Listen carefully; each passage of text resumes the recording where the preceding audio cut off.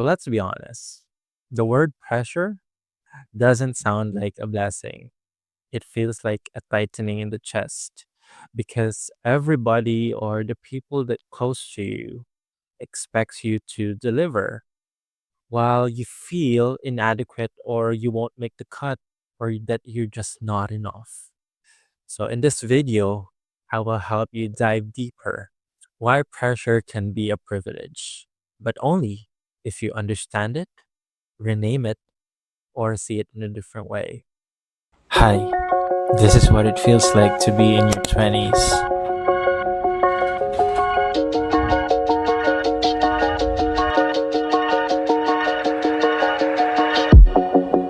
You know that feeling when life starts to feel like a group project, but you're the only one doing it? Like everyone you see in your life and everyone you know in your life feels like they're moving fast. Your friends are getting better jobs, they're moving away, they are having a better relationship, they're being treated right. They are achieving these milestones, like what this age promised you to have. But in retrospect, you see your life starts to feel like you're stuck or that you somehow don't feel any progress. Your social media constantly reminds you of someone who has a better passport, a better travel this year, a better apartment, or a better position somewhere else. And there's you sitting and watching this right now. The goal here is to not promote toxic positivity, but to gain clarity out of the pressure that you feel, to change your mentality around it, and how to see pressure as this sort of a temporary thing that's going to make you. I've always believe in that one line in a song: what doesn't kill you makes you stronger. Pressure can feel like it's killing you, but once you overcome it, you feel unstoppable.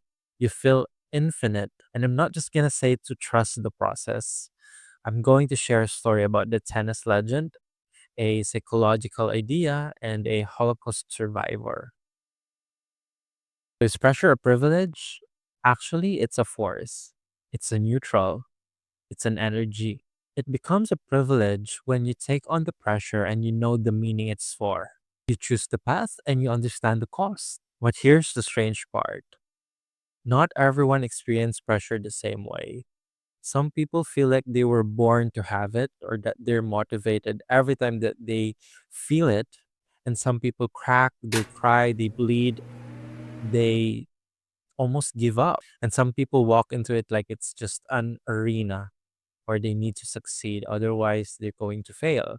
Pressure is a privilege. Comes from Billie Jean King, one of the greatest tennis players in history. She played at the top level, carried expectations, fought for equality in sports. She emphasized pressure intimately, not just a quote, but as a life. For her, pressure meant this: people are watching because what you're doing matters.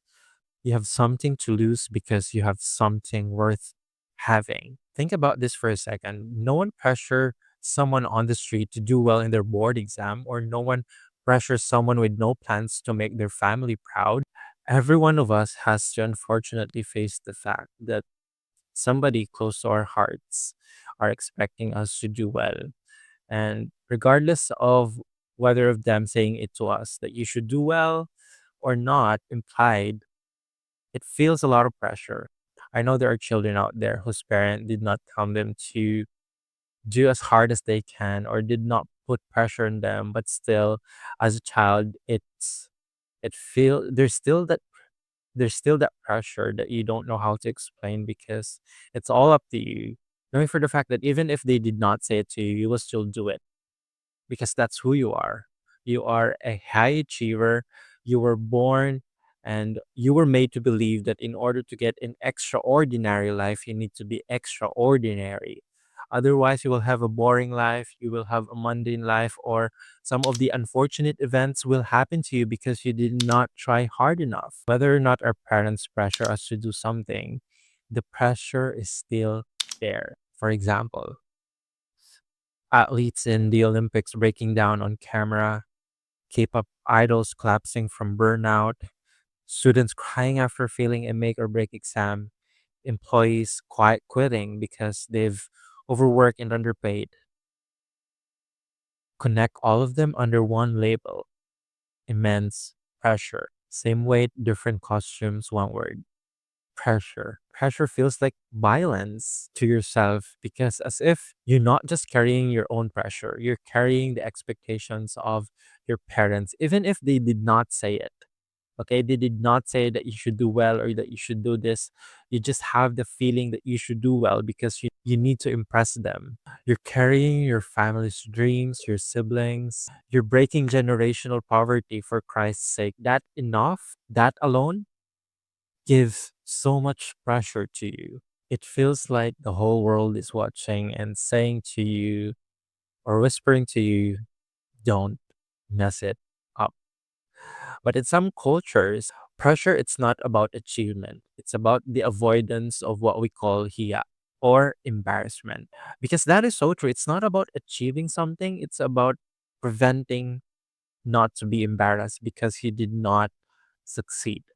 And there's a difference.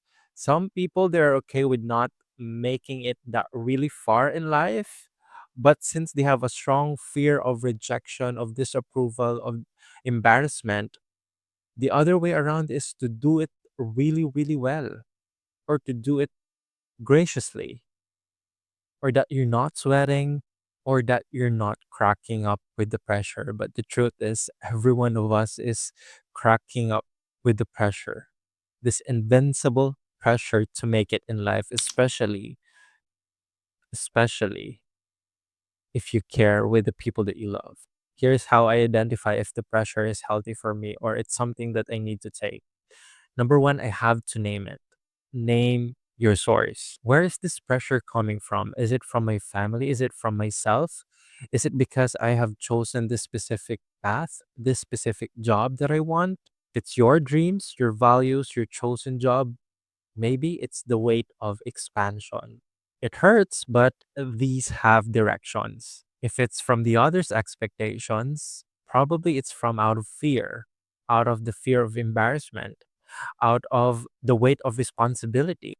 If it's others' expectations, timelines, or fear of embarrassment, that could be weight of performance. And those are the type of pressure that we want to avoid because you're acting on a play you didn't audition for.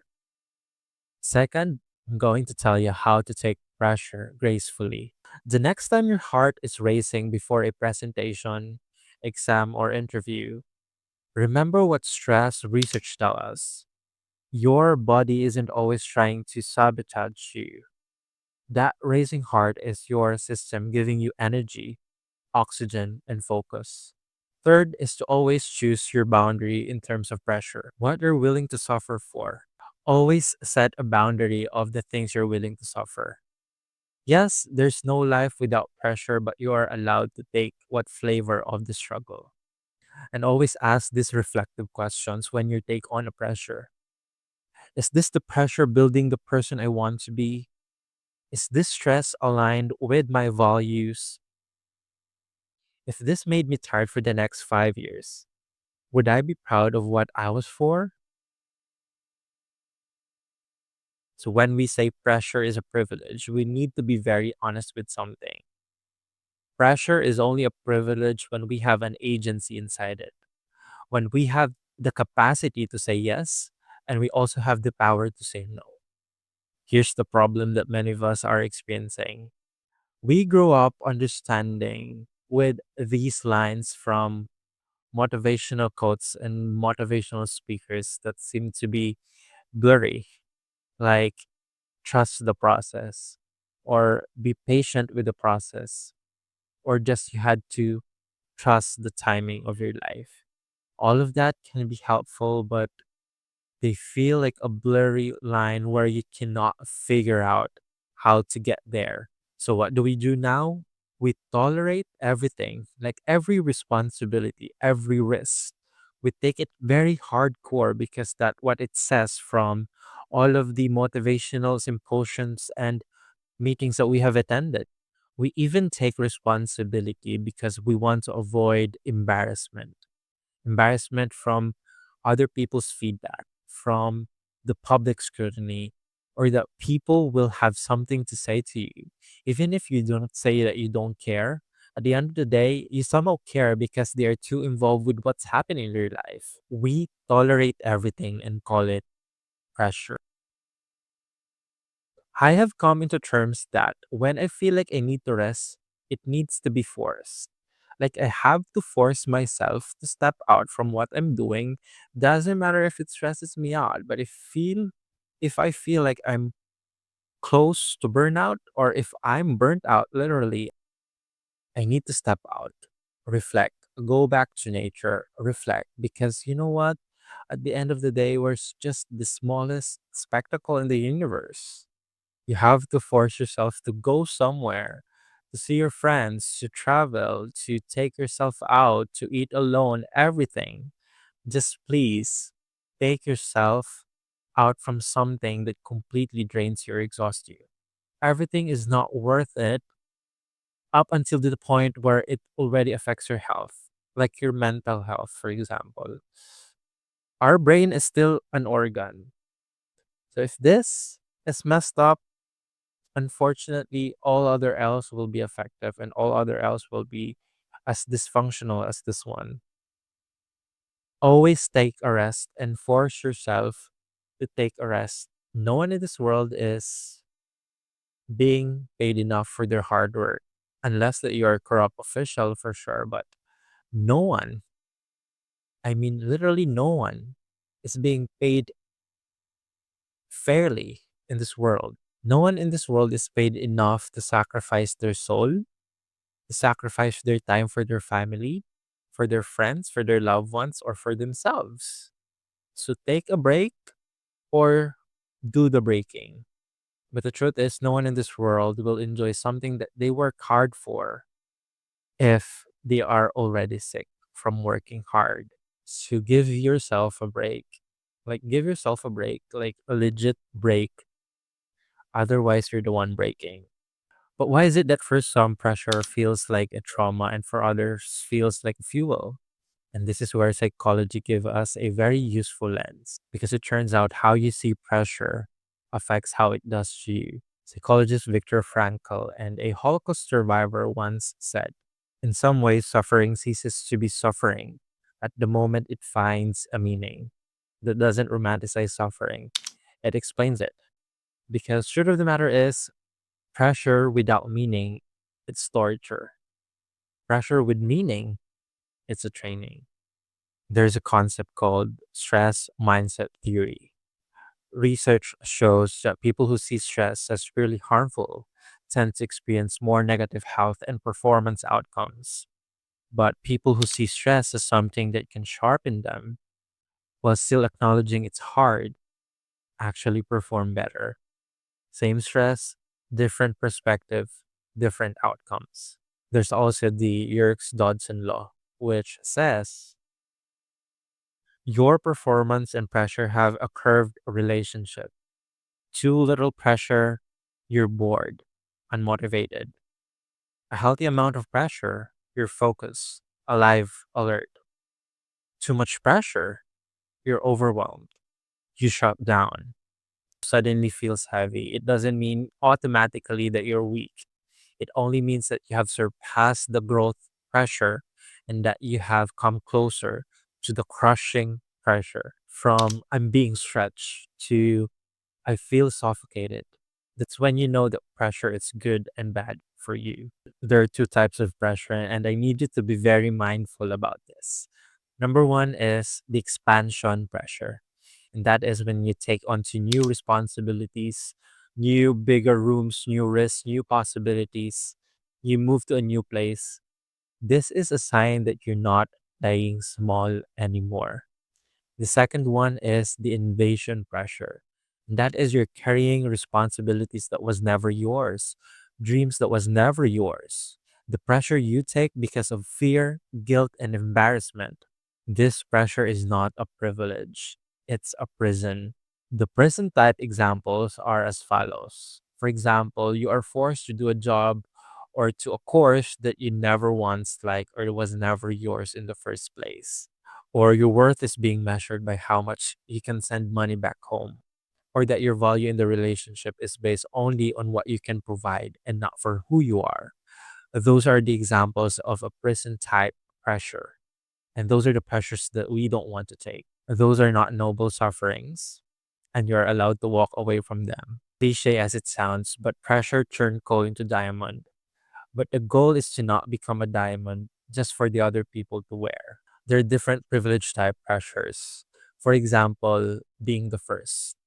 Being the first in the family to graduate can only mean that you are breaking your generational problem or starting a business, because it only means that you did not follow your college degree or follow your own passion or your business endeavor. Or finally setting up a boundary in a relationship means you finally choosing yourself. Those are the type of a privilege type pressure. Viktor Frankl taught us that suffering can change once we find its meaning. And that is the same with pressure.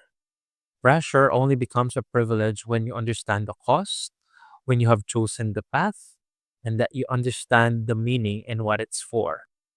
Sometimes the reason that you're exhausted, it's not because you're carrying too much, but you are still carrying some things that was never yours.